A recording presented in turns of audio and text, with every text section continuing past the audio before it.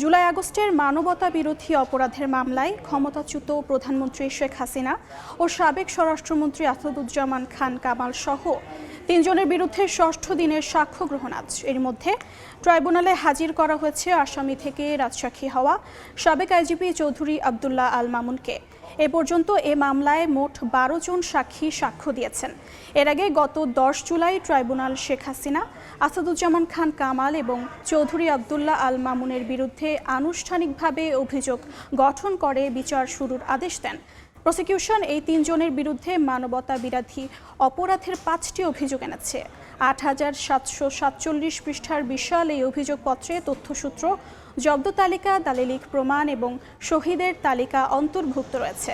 এই মামলায় মোট ৮১ জন সাক্ষী রয়েছেন।